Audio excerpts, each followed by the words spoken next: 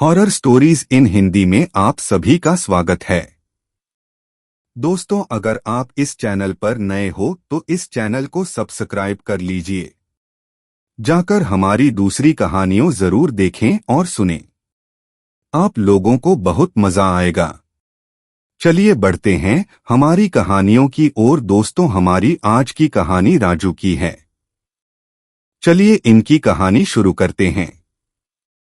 मेरा नाम राजू है और जो घटना मैं आप लोगों को बताने जा रहा हूं ये 2009 के आसपास की है। उस समय मैं कुछ 24 साल का था। घटना कुछ अजीब सी थी। हम जिस जगह पर रहते थे वहां से कुछ ही दूरी पर एक बहुत बड़ा तालाब था और वो तालाब के आजू बाजू में सिर्फ जंगली झाड़ियां थी। कई सारे हमारे गांव के लोग उसे छोटा जंगल भी कहते थे। वहां पर कई सारे मोर, हिरण और भी बहुत सारे जानवर दिखाई देते थे। आसपास के लोग उसी जंगल में आते थे जानवरों को देखने के लिए। हमारा जो गांव था उसी जंगल को लगकर था और उस जंगल की खूबसूरती की वजह से हमारा गांव भी काफी ज्यादा फेमस हो चुका था। लेकिन दोस्तों, आप भी ये बात जानते होंगे, पेड़ पौधे पहाड़ दिन में जितने खूबसूरत लगते हैं, रात में ये उतने ही डरावने हो जाते हैं। जो घर जंगल को लपकर गांव में थे वो घर के लोगों को एक टेंशन हमेशा होती थी कि क्या पता कभी कोई जंगली जानवर यहाँ पर आ जाए, कभी कोई भेड़िया या कोई लगड़ बग्गा आ जाए। और इसी वजह से वो लोग बहुत ज्यादा केयर किया करते थे और उन्हीं की वजह से गांव में भी जो लोग बीच में और स्टार्ट के साइड में गांव में रहते थे उन्हें दिक्कत नहीं होती थी। वो जानते थे कि जो घर जंगल को लगकर है वो घर वाले अगर कोई दिक्कत आएगी तो हमें बता देंगे। सब कुछ अच्छा चल रहा था कि एक रात कुछ अजीब ही हुआ हमारे गांव का। और वो जो जंगल का रास्ता था वो लगभग 1 से 1.5 किलोमीटर के जितना लंबा होगा। यानी कि जंगल और गांव के बीच में उतना डिस्टेंस था। लेकिन अक्सर ही ऐसा होता कि जंगली जानवर हमारे गांव तक आ ही जाते। जंगल को लगकर जो एकदम ही पहला घर गांव का था उसमें 3 लोग रहा करते थे, पति पत्नी और उस आदमी की माँ। और ये तीनों ही लोग बहुत सुकून से रहते थे, काफी अच्छे थे। एक रात की बात है कि उनके घर से अचानक जोरों के चीखने चिल्लाने की आवाज सुनाई दी। आवाज सुनकर गांव वालों को लगा कि शायद कोई जंगली जानवर आ गया है और लोग भागे भागे अपने घर से डंडा लेकर उनके घर की तरफ गए। वहां जाकर देखा तो पाया कि जो आदमी था उसकी लाश घर के बाहर पड़ी थी। उसके हाथ और पैर मुड़े हुए थे। ऐसा लग रहा था कि जैसा मरते समय उसे फिट आ गई हो। पूरे शरीर पर कटे हुए निशान दिख रहे थे। उसका खून पूरी जमीन पर पड़ा हुआ था। उसकी जो एक आंख थी, बाई आंख, वो उसके चेहरे से बाहर निकलकर लटक रही थी। उसकी नाक के पास बहुत सारा खून जमा हुआ था। उसके कान भी खून में सने हुए थे और वो लाश ऐसी अकड़ी हुई पड़ी थी कि मानो उसे देखकर लग रहा था बर्फ में कई दिनों तक इसे रख दिया गया होगा। जब गांव के सभी लोग वहां पर पहुंचे तब रात के कुछ 11:30 बज रहे थे। उस समय हमारे गांव में लोग जल्दी ही सो जाते थे। आज भी कुछ घर है जो 9:10 बजे तक सो जाते हैं। जब गांव के लोग वहां जाकर पूछने लगे कि क्या हुआ और कैसे हुआ, तभी उसकी पत्नी ने कहा कि मैं नहीं जानती, मैं तो सो रही थी। रही बात जो उसकी बूढ़ी माँ थी, वो घर के एकदम पीछे वाले हिस्से में सोया करते थे। उसने भी कहा कि मैं भी नहीं जानती और वो दोनों ही रो रहे थे। समझ पाना बहुत मुश्किल था। गांव में हमारे आज तक कभी ऐसा हुआ ही नहीं था। ये पहली बार था। अब गांव के लोगों को चिंता सताने लगे और सभी लोग आपस में बात करने लगे कि ये कौन सा जंगली जानवर है जिसने इतनी बुरी मौत दिया है। दोस्तों, सारी बातें तो अपनी जगह थी, लेकिन उसकी लाश अकड़ कैसे गई थी ये समझ में नहीं आ रहा था। दोनों पैरों के पंजे, पीछे साइड घूम चुके थे। और यही नहीं, इसके बाद जब उसे हॉस्पिटल ले जाया गया तब वहां पर पता चला कि उसकी हड्डियों तक तोड़ गई। उसे फिट नहीं आई थी, ना ही तो वो अकड़ा था। किसी ने उसके दोनों हाथों और पैरों को मोड़कर उसके अंदर की हड्डियों तोड़ दिया था। इस वजह से उसके हाथ पैर ऐसे हो गए थे। लोग इस बात से बहुत घबरा गए। फिर गांव में एक दूसरी अफवाह फैली कि हो सकता है कोई इसका दुश्मन होगा जिसने आकर इसकी ये हालत कर दी हो। फिर उनमें से एक आदमी कहने लगा कि जिसने भी इसकी ये हालत की होगी, हो सकता है कि वो इसके परिवार को भी आकर नुकसान पहुंचा, तो क्यों ना इनके परिवार का ख्याल अब से हम रखेंगे और इन्हें उस घर से हटाकर किसी दूसरे घर में शिफ्ट कर देते हैं। जिस आदमी ने ये बात कही थी उसके घर में उसकी पत्नी और वो अकेले ही रहते थे। फिर गांव के लोगों ने कहा कि एक काम करो, ये दोनों को ही तुम अपने घर में रख लो, उसे इनकी जान भी बच जाएगी। वह आदमी फट से मान गया। उसने कहा कि ठीक है। 2-3 रात तो सब कुछ ठीक चला। अगली रात फिर से कुछ ऐसा हुआ जो कि दिल दहला देने वाला था। जिस आदमी के घर में वो दोनों ही औरतें जाकर रहने लगी थीं, उसी आदमी की भी लाश घर के बाहर ठीक 11 या 12 बजे के आसपास पड़ी मिली और उसकी लाश भी वैसी ही मुड़ी हुई, टूटी हुई, फटी हुई थी। जिसके बाद गांव के सभी लोग इकट्ठा हुए और उस आदमी की पत्नी से पूछने लगे कि ये तो तेरे साथ कमरे में सोया होगा, तो तुझे नहीं पता कि ये उठकर कब गया? उसकी पत्नी कहने लगी, नहीं, मुझे इस बारे में कुछ पता ही नहीं कि ये कब उठकर चले गए। मैं तो सो रही थी। और फिर जब अचानक से मैं पीछे पलटकर देखी तो मैंने देखा कि यहाँ पर ये नहीं थे। मेरे पति ने इन्हें ढूंढने के लिए चारों ओर घर में चक्कर लगाई, मुझे कहीं ये नहीं दिखाई दिया। और फिर जब दरवाजा खोलकर बाहर देखी तो बाहर इनकी लाश पड़ी थी। उसकी पत्नी भी काफी ज्यादा रो रही थी। अब गांव के लोगों के मन में डर दोगुना हो चुका था। गांव के लोग समझ ही नहीं पा रहे थे कि यह कौन कर रहा है। फिर एक आदमी ने कहा कि अभी अगर हम यह दोनों औरतों को बचाएंगे तो हो सकता है कि वह जो भी इनका दुश्मन हो वह हमें भी मार दे, तो इससे अच्छा है कि इन्हें अपने ही घर पर भेज दो। लेकिन कुछ लोग अभी भी उन दोनों को सपोर्ट कर रहे थे। बहुत ज्यादा देर बात करने के बाद एक आदमी ने कहा कि हम 6 भाई हैं और हम यह दोनों को अपने घर में ले जाकर रखेंगे। उनका घर भी काफी बड़ा था। 6 या 7 कमरों का उस समय गांव में घर था और इसी पर वो मान भी गए। फिर वो दोनों ही औरत को और उसकी सास को दोनों को उनके घर पर भेज दिया गया। वहां पर भी कुछ दिन तक सही चला। फिर उस घर में एक भाई की मौत हुई। उसकी भी मौत बहुत बुरी हुई, जो कि आंगन में लाश पड़ी हुई थी। घर के जो बाकी 5 भाई थे वो अब सोच में लग गए कि कैसे भी करके हमें उस कातिल को पकड़ना ही होगा, और सब के सब भाई रात में अपने अपने कमरे में जाते हैं। लेकिन कोई सोता नहीं, सब चौकन्ने होते। फिर कुछ 10 से 12 दिन बीते होंगे कि घर में कुछ अजीब सा हुआ। जो सबसे छोटा भाई था, उसके दरवाजे की कड़ी खुलने की आवाज आई और उसका जो बड़ा भाई था, जिसका कमरा उसके कमरे को लगकर ही था, उसने उसी कमरे में से आवाज सुन ली कि छोटे भाई की कमरे में कड़ी खुली है, मतलब वो बाहर निकल रहा है। जैसे ही उसने वो आवाज सुनी उसने सभी भाइयों को जोर से चिल्लाकर चौकन्ना किया और खुद भी बाहर निकला। जब बाहर निकला तो उसने देखा कि ये वही औरत थी जिसको ये लोग बचाने की कोशिश कर रहे थे। वह इसके छोटे भाई को हाथों से खींचते हुए ले जा रही थी और इसका छोटा भाई बिल्कुल ऐसा हो गया था जैसा मानो उसे होश ही ना हो। वो बस उसे ही देखकर मुस्कुराता हुआ उसके पीछे घसीटता हुआ चला जा रहा था। जैसे ही उस भाई ने चीख लगाई, सबके सब भाई कमरे से बाहर निकले और तब पता चला कि वह औरत में एक चुड़ैल आ चुकी है।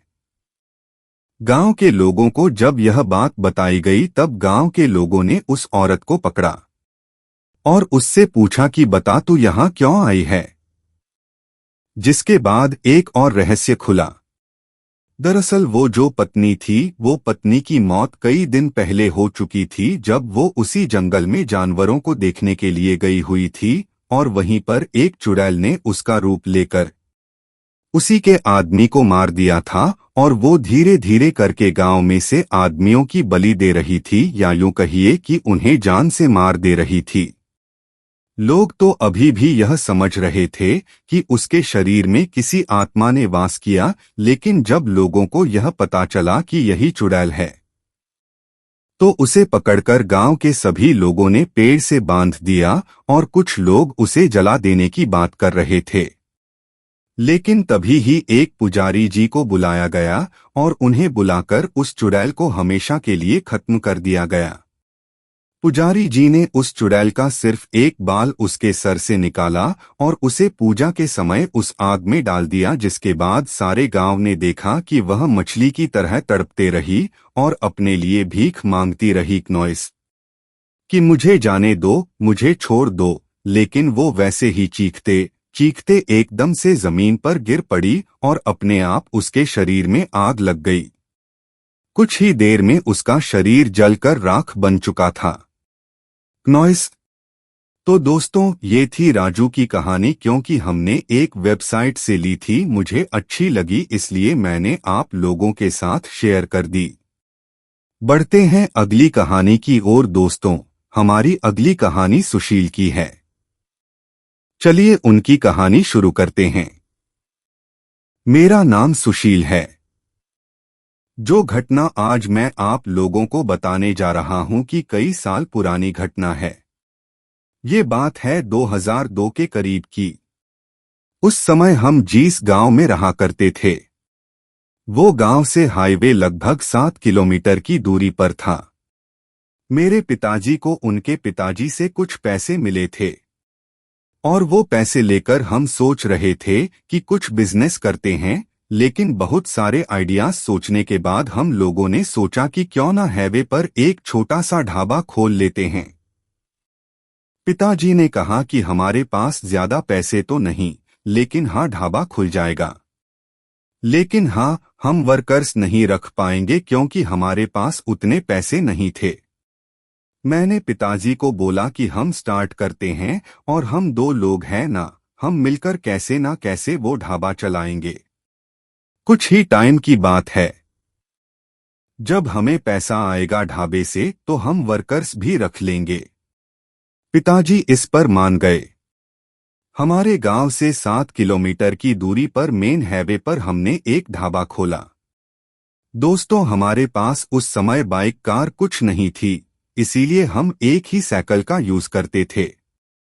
मैं और मेरे पिताजी हम साथ में ही ढाबे पर जाते थे और साथ में ही लौटकर आते थे। हमारा ढाबा हम शाम के 5:06 बजे के आसपास खुलते थे और सुबह में उसे 6 या 7 बजे के करीब बंद कर देते थे, क्योंकि अक्सर ही ट्रक्स जितनी भी होती थी वो रात में ढाबे पर आकर रुकती, कुछ खाते वो लोग और फिर वहीं आराम करते। हमने जब ढाबा खोला तो हम बहुत खुश थे। शुरू के 1011 दिन तो बहुत अच्छे चले। जहां हमने ढाबा खोला था उसी के पीछे लोग कहते थे कि एक बहुत खंडहर जैसी हवेली थी, उसी हवेली में कुछ लोगों की रहस्यमय तरीके से मौत हो गई थी। लोग अलग अलग बातें कहते थे। कुछ कहते थे कि वहां पर आज भी आत्माओं का वास है, तो कुछ यह मानते थे कि वहां पर रात के समय जाना मतलब मौत को बुलाना है। हम यह सब बातों पर इतना विश्वास नहीं रखते थे। हमने ढाबा तो खोल लिया और फिर हम ढाबे पे अपने काम के लिए आते जाते रहे। कुछ 1012 दिन बीत चुके थे। एक दिन पिताजी ने कहा कि आज मेरी तबीयत बहुत खराब लग रही है, मेरे में बिल्कुल हिम्मत नहीं है। मैंने उन्हें कहा कि एक काम कीजिए, आप आराम कर लो, मैं आज ढाबे पर चला जाता हूँ। उस समय मैं 19 साल का था। पिताजी ने कहा कि तू संभाल लेगा। मैंने कहा कि हाँ पिताजी, मैं संभाल लूंगा, आप यहीं पर रुकिए, मुझे खाना बनाना पूरी तरह से आता था। मैं ढाबे के लिए शाम के कुछ 5:30 बजे के आसपास निकल पड़ा। पिताजी की तबीयत खराब होने की वजह से मुझे निकलने में भी देरी होगी। नवंबर का महीना था और ठंड काफी ज्यादा थी। रास्ते में जब मैं जा रहा था तब हल्का हल्का सा कोहरा नजर आ रहा था। मुझे मेरे ढाबे पर पहुंचने लगभग 1 घंटे का समय लग गया, क्योंकि उस दिन मेरे साथ रास्ते में भी बहुत अजीब सी अनहोनियां हुई। लेकिन वो शायद भूतिया नहीं थी या वो सिर्फ एक कोइंसिडेंट था। मैं ढाबे पर पहुंचा और खाने की तैयारी करने लगा। खाना मेरा बंद कर रेडी हो चुका था। कुछ 8:30 बज चुके थे। मैं ढाबे के बाहर खड़ा था, वेट कर रहा था कि अभी कोई ट्रक वाला आएगा तो उसे खाना खिलाएंगे। अचानक से मेरी नजर उस हवेली पर पड़ी। रात में वह हवेली बेहद डरावनी लग रही थी। उस हवेली के चारों ओर बड़े बड़े पेड़ थे। ऐसा लग रहा था कि उन सभी थपेड़ों ने उस हवेली को जकड़ कर रखा हुआ है। हवेली खंडहर थी, लेकिन हाँ, जो एकदम ऊपर एक टूटी फूटी खिड़की थी, ऐसा लगता था कि उसमें से कोई हमें देख रहा है। एक अजीब सी वो फीलिंग थी। मैं भी काम कर ही रहा था कि अचानक एक ट्रक वाला आकर मेरे ढाबे के बाहर हॉर्न मारने लगा। मैं मन ही मन खुश हो गया कि चलो। मुझे डर भी लग रहा था, कोई आ गया यहाँ पर, लेकिन वो सिर्फ एड्रेस पूछने के लिए आया था और वहां से पूछकर वो आगे निकल गया।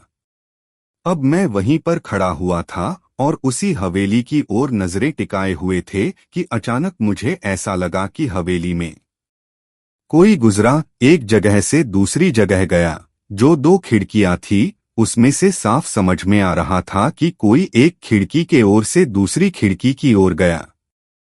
अब मैं ये देखकर दंग रह गया और जल्दी से अपने ढाबे पर अंदर आकर बैठ गया। मुझे उस ठंड में भी पसीने छूट रहे थे। मैं भी वहां पर था ही कि थोड़ी ही देर में एक ट्रक वाला है। वह 2 लोग थे। उतरने के बाद उन लोगों ने खाना खाया। हमेशा ही ट्रक वाले आते थे तो वह खाना खाने के बाद रात में वहीं रुकते थे, लेकिन वह लोग खाना खा के आगे बढ़ गए।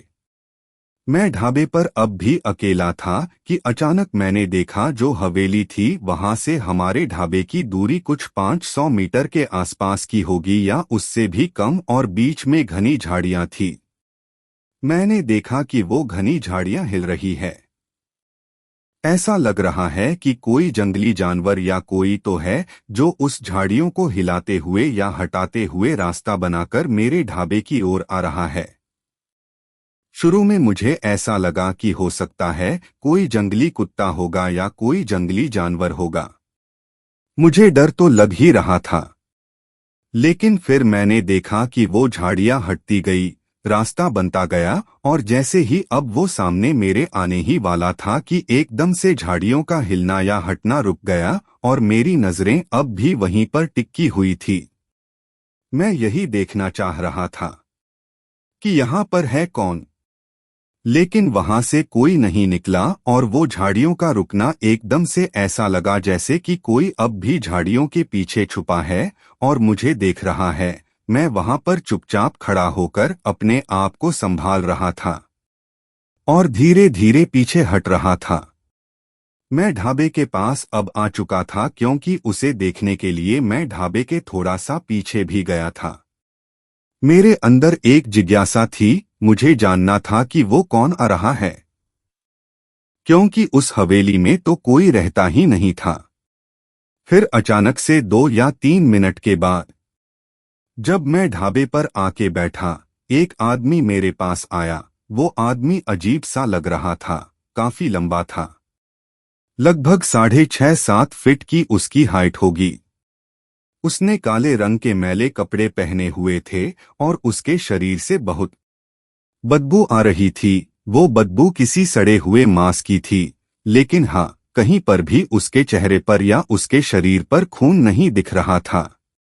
मैं उसे देखकर दंग रह गया कि आदमी अचानक इस हाईवे पर अकेला, वो बीतनी रात के समय कहाँ से। मैं बाहर निकलकर उससे बात करने के बहाने उसकी गाड़ी देख रहा था, लेकिन बाहर कोई गाड़ी नहीं थी और हमारा ढाबा मेन रोड पर था। तो अगर कोई आता भी है चलकर तो दूर, उसे ही वो दिख जाना चाहिए था, लेकिन मुझे कोई भी दिखा नहीं। वह एकदम से कैसे प्रकट हो गया? अब मैं उससे पूछता भी तो क्या मैंने उससे कहा कि क्या आप यहाँ कुछ खाना चाहेंगे? वह सिर्फ हाँ में अपना सर झुका। हमारे ढाबे पर जो खाने के लिए था मैंने वह उसे निकाल कर दे दिया। मैं कहने लगा मुझे ये नहीं मांस चाहिए। मैंने उसे चिकन जो हम बनाए हुए थे वो निकाल कर दे दी। वो ऐसा खाने लगा जैसा मानो कई सालों से उसने खाना नहीं खाया हो और बार बार वो मुझसे और खाना मांगता रहा। उसने कम से कम वहां पर 10 आदमियों का खाना खा चुका था। जब उसने मुझसे और मांगा तो मुझे डाउट हुआ कि इसके पास तो पैसे भी नहीं होंगे। मैंने मना कर दिया। वो मेरी ओर गुस्से से देखा, कहने लगा और है, मैं जानता हूं, मुझे ला कर दे। उसकी आवाज में काफी ज्यादा दर्द महसूस हो रहा था और मुझे उसे देखकर ही डर लग रहा था। उसका चेहरा भी ऐसा गंदा था या ऐसा मैला हो चुका था जिसे देखकर लग रहा था कि किसी ने उसके चेहरे पर कालिख लगा दी हो। मैंने कहा कि ठीक ठीक है। मैं बहुत घबरा गया था। मैंने जाकर उसे दोबारा से और लाकर दिया। वो खाने लगा। खाकर जब वो जाने लगा तो मैंने एकदम से हड़बड़ाती हुई आवाज मुझसे कहा, भाई साहब वो पैसे तो दे दो मेरे। उसने बस पीछे मुड़कर मुझे देखा और दोबारा से आगे जाने लगा। मैंने फिर से आवाज लगाई। इस बार वो जो पीछे मुड़कर देखा वो बहुत गुस्से में था। उसकी आंखें अब काफी ज्यादा बड़ी हो चुकी थी और सफेद दीदों में अब लाल खून उतर चुका था। मैं समझ गया था कि मैंने शायद गलती कर दी है और अब इसका भुगतान मुझे भुगतना होगा। मैंने तुरंत ही कहा कि अच्छा, पैसा नहीं है तो कोई बात नहीं, आप चले जाइए। वो फिर से आगे की ओर बढ़ा। मैं जल्दी से ढाबे के पास गया देखने के लिए कि कौन है और ये कहां से आया था। मैंने देखा कि तो झाड़ियां हिल रही थी। हवेली के रास्ते से अब ये वहीं पर जा रहा था। मैं देखकर हैरान हो गया क्योंकि वहां कोई रहता ही नहीं था।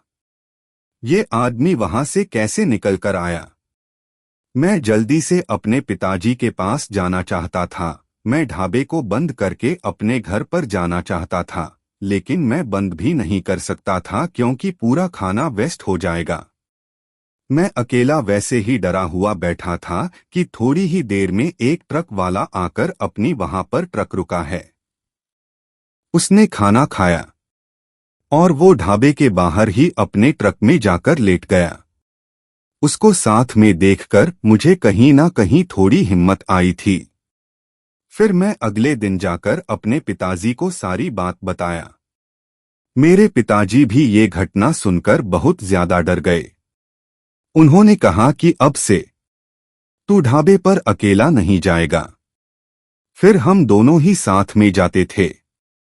फिर कुछ महीने या 1.5 महीने के बाद एक आदमी, जब मैं और मेरे पिताजी दोनों ही थे, रात के करीब 12:30 बजे के आसपास आया। ढाबे पर हम दोनों के अलावा कोई नहीं था। लेकिन ये वो आदमी नहीं था जो पिछली बार आया था। हाँ, परंतु इसकी हालत सेम वैसी ही थी। मैंने पिताजी से कहा कि देखो, ये वैसा ही आदमी है, लेकिन ये वो नहीं है। पिताजी ने पहले तो मुझे समझाया। शायद मेरे पिताजी सच्चाई जानते थे, लेकिन वो मुझे इसलिए दिलासा दे रहे थे कि मैं कहीं डर ना जाऊं। उन्होंने कहा कि डरने की कोई बात नहीं है। हो सकता है ये आदमी किसी कीचड़ में गिर गया होगा। मैंने कहा नहीं पिताजी, कीचड़ में गिरने वाला आदमी इतनी बुरी तरह से मैला नहीं होता है कि इसका चेहरा आप देखिए कितना काला है। बस मेरे पिताजी ने तुरंत ही मुझे चुप रहने का इशारा किया। वह आया आकर कहने लगा कि मुझे खाना दो। हमने दोबारा खाना दिया और उसने भी सेम वैसा ही बोला। मुझे मांस चाहिए, मैंने उसे फिर से चिकन लाकर दे दी। इसने भी उतना ही खाना खाया जितना कि उस पहले वाले ने खाया था। मैंने मेरे पिताजी से कहा कि पिताजी, मैंने आपसे कहा था ना।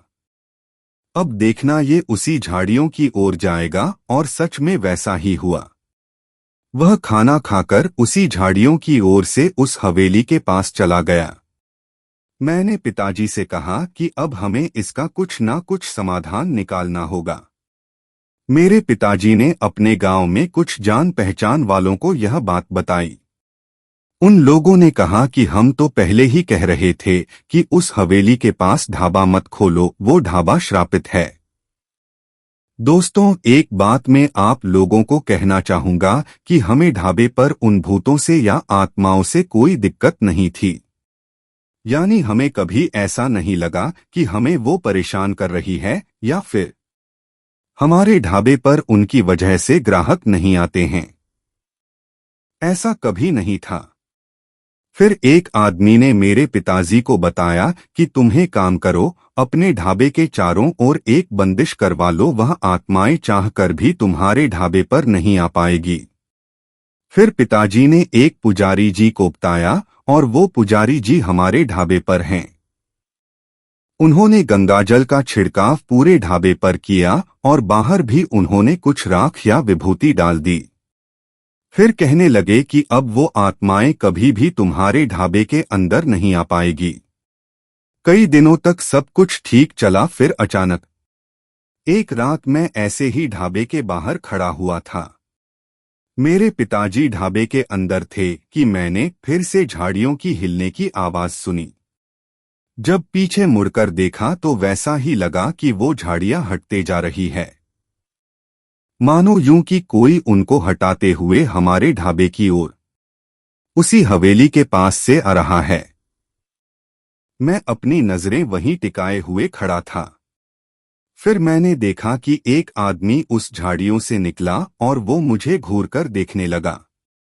मैं देखकर डर गया और मैं जल्दी से ढाबे के अंदर चला गया। मैंने पिताजी को बताया। मेरे पिताजी जब बाहर आकर देखे तो उन्हें कुछ भी नहीं दिखा और ना ही तो अब मुझे कुछ दिखाई दे रहा था। हमें फिर समझ में आया कि शायद पुजारी जी ने जो बंदिश मारी है उस वजह से अब ये यहाँ तक तो आ सकते हैं, लेकिन हमारे ढाबे के अंदर नहीं आ सकते। फिर और 2 साल चलाने के बाद हमने उस ढाबे को छोड़ दिया, क्योंकि हर समय हमें एक मन में डर रहता था उन आत्माओं से। फिर हमने दूसरी जगह ढाबा खोल लिया और हमने वैसे ही 3 और ढाबे उसी हाईवे पर खोल लिए। तो दोस्तों, अब बढ़ते हैं हमारी अगली कहानी की ओर। शहर से कुछ दूर स्थित एक छोटा और सुनसान रेलवे स्टेशन था जिसका नाम था कालापहाड़ स्टेशन। इस स्टेशन के बारे में बहुत कम लोग जानते थे, और जो जानते थे वे वहां जाने से डरते थे। कहते थे कि यह स्टेशन अभिशप्त है और जो भी रात में वहां रुकता है वो वापस नहीं आता। दिन में भी वहां बहुत कम लोग आते थे। नॉइस, लेकिन रात में ये स्टेशन पूरी तरह वीरान हो जाता था। राकेश एक युवा और साहसी फोटोग्राफर था जिसे भूत प्रेतों की कहानियों में बहुत दिलचस्पी थी। उसे जब कालापहाड़ स्टेशन के बारे में पता चला तो उसकी जिज्ञासा चरम पर थी। उसने ठान लिया कि वह वहां जाएगा और इस जगह की सच्चाई को कैमरे में कैद करेगा। उसके दोस्तों ने उसे बहुत मना किया, लेकिन राकेश को किसी की बातों पर यकीन नहीं था। उसने अपने कैमरे और कुछ जरूरी सामान के साथ रात में उस स्टेशन पर जाने का फैसला किया। वह एक ठंडी और अंधेरी रात थी। राकेश ने आखिरी ट्रेन पकड़ी जो उसे कालापहाड़ स्टेशन पर उतारने वाली थी। ट्रेन के गार्ड ने भी उसे वहां उतरने से मना किया, लेकिन राकेश हंसकर टाल गया। जैसे ही ट्रेन स्टेशन पर रुकी, चारों ओर गहरी खामोशी छा गई। स्टेशन पूरी तरह से सुनसान था। वहां कोई रोशनी नहीं थी सिवाय चांद की हल्की सी रोशनी के। राकेश प्लेटफार्म पर उतरते ही महसूस कर सकता था कि यह जगह अजीब थी। हवा में एक ठंडक थी और उसे लग रहा था कि कोई उसे देख रहा है।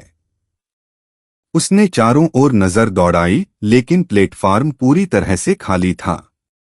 वहां एक पुरानी और खस्ताहाल प्रतीक्षालय थी जिसके दरवाजे टूटे हुए थे। राकेश ने अपना कैमरा निकाला और कुछ तस्वीरें लेना शुरू किया। जैसे ही उसने पहली तस्वीर खींची, अचानक एक अजीब सी आवाज सुनाई दी। आवाज दूर से आ रही थी, मानो कोई रेलगाड़ी स्टेशन की ओर बढ़ रही हो, लेकिन राकेश ने देखा कि कोई ट्रेन नहीं आ रही थी। उसे यह आवाज और भी करीब सुनाई देने लगी और उसके साथ ही एक ठंडी हवा का झोंका उसके पास से गुजरा। वह थोड़ा घबरा गया, लेकिन फिर भी उसने इसे अपना वहम समझा और आगे बढ़ा। वह स्टेशन के दूसरी ओर बने पुल की तरफ जाने लगा। तभी उसकी नजर प्लेटफार्म के किनारे खड़ी एक आकृति पर पड़ी। एक महिला सफेद साड़ी में लिपटी प्लेटफार्म के एक कोने में खड़ी थी। उसका चेहरा अंधेरे में छिपा हुआ था और उसकी चुप्पी राकेश को विचलित कर रही थी। राकेश ने सोचा कि शायद कोई और यात्री हो जो ट्रेन का इंतजार कर रहा हो। उसने उस महिला के करीब जाने का फैसला किया। जैसे ही वह उसकी ओर बढ़ा, वह महिला अचानक प्लेटफार्म से कूदकर पटरियों पर चली गई। राकेश चौंक गया। उसने दौड़कर उसे रोकने की कोशिश की, लेकिन जब वह पटरियों के पास पहुंचा, वहां कोई नहीं था। वह महिला एकदम गायब हो चुकी थी। राकेश का दिल जोर जोर से धड़कने लगा। उसने पटरियों की ओर अपनी टॉर्च से रोशनी डाली, लेकिन वहां कुछ भी नहीं था। उसे समझ में नहीं आ रहा था कि वह क्या देख रहा था। अचानक पीछे से किसी ने उसका नाम पुकारा। आवाज बेहद धीमी और भयावह थी। राकेश ने जैसे ही पीछे मुड़कर देखा, उसका खून जम गया। वही महिला अब प्लेटफार्म पर खड़ी थी, लेकिन इस बार उसका चेहरा साफ दिखाई दे रहा था। उस घने जंगल में से भागते हुए उसके पास आई, क्योंकि वो मेन रोड के पास में खड़ा हुआ था, और उसके पास आकर उसके शरीर में घुस गई, या यूं कहिए कि एकदम से गायब हो गई। हम जितने भी लोग कार में थे, हम काफी ज्यादा घबरा गए और हम यह सोचने लगे कि अचानक से क्या हो गया है। फिर मेरे एक दोस्त ने कहा कि यार, हो सकता है कि हमारा ये वहम हो। मैंने उससे कहा, नहीं, ये हमारा वहम नहीं हो सकता। मैंने जो देखा है वह सच ही है, और इतने सारे लोगों ने अगर कोई चीज देखा है तो वह वहम नहीं होगा। फिर मेरे एक दोस्त ने कहा कि एक काम करते हैं, हम यहां से गाड़ी घुमा लेते हैं, मुझे डर लग रहा है। मैंने कहा कि अरे तू चल यार, कुछ नहीं होगा, हम यहां से जल्दी से पार हो जाएंगे। हमने गाड़ी को यू टर्न लेने की बजाय सीधा ही आगे लेकर बढ़े। तभी ही जैसे ही उस परछाई के पास जहां वो खड़ी थी उससे गाड़ी आगे बढ़ी थी कि गाड़ी के चारों टायर इकट्ठा फट गए और गाड़ी मिसबैलेंस हो गई, और जो बाजू में झाड़ियां थी उसी झाड़ियों में जाकर गाड़ी ठुक गई। हम वहां से बाहर निकले। सभी को चोट आई थी, क्योंकि गाड़ी के अब शीशे भी फूट चुके थे। हमने वहां से बाहर निकलकर खुद को संभालना, और उसके बाद हम पूरी रात वहीं पर डर कर बैठे रहे। लेकिन हाँ, उसके बाद वो परछाई हमें सुबह तक कहीं दिखाई नहीं दी। सुबह में हम अपने घर लौट आए। घर वालों ने भी खूब डांट लगाई। तो दोस्तों, ये थी प्रकाश जी की घटना। उम्मीद करता हूं कि आज की सभी कहानियों आप लोगों को अच्छी लगी होगी। दोस्तों, जो तीसरी कहानी है रेलवे स्टेशन की, अगर वह कहानी की आवाज आप लोगों को अच्छी लगी हो तो मुझे कमेंट में बताइए। हम अगली सारी ही कहानी वैसे ही आवाज में डालेंगे। मिलते हैं हमारी अगली वीडियो में।